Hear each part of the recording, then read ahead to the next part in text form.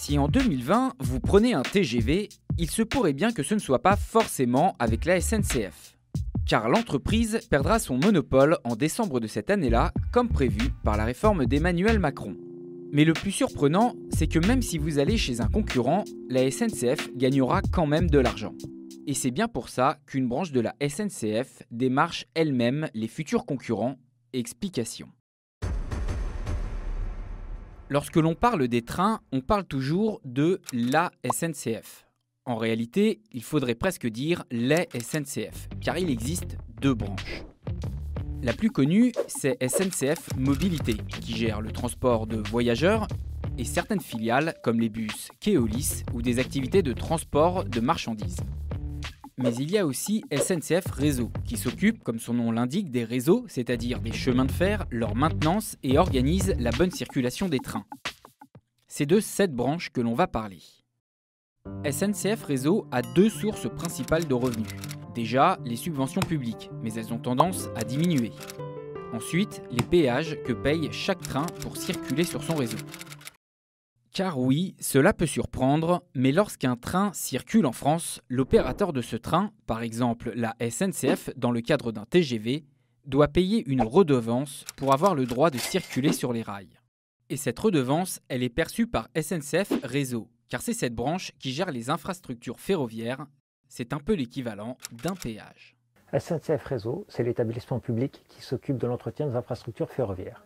Et pour se financer, cet établissement touche des péages pour chaque train qui circule sur le réseau, péages qui sont proportionnels en fonction de la distance parcourue. Au total, ça fait environ 5 milliards d'euros par an.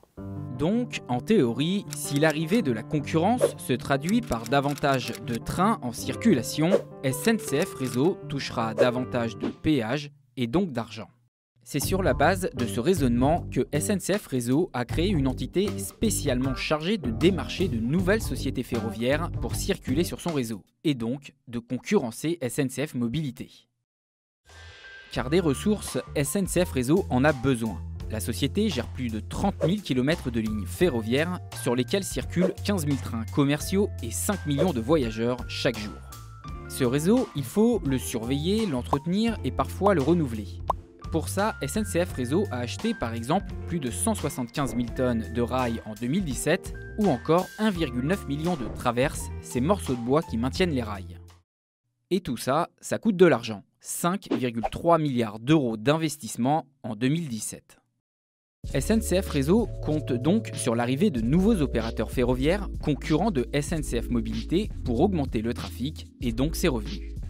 Pour SNCF Réseau, plus de concurrence, c'est plus de trains qui circulent sur le réseau et donc plus de recettes. C'est pour ça que paradoxalement, et bien qu'ils s'appellent SNCF, ils ont tout intérêt à ce qu'il y ait des concurrents face à SNCF Mobilité.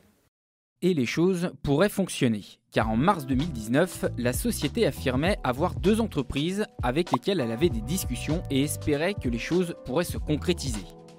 Si les discussions sont encore confidentielles au moment où nous réalisons cette vidéo, plusieurs noms circulent. Tout d'abord, Trenitalia, l'équivalent de la SNCF italienne, ou encore la société allemande Flixbus qui pourrait se lancer dans le train. Pourtant, concurrencer la SNCF sur les trains à grande vitesse ne sera pas si facile. Car ce qui intéresse la concurrence, ce sont les lignes les plus rentables, comme Paris-Lyon par exemple.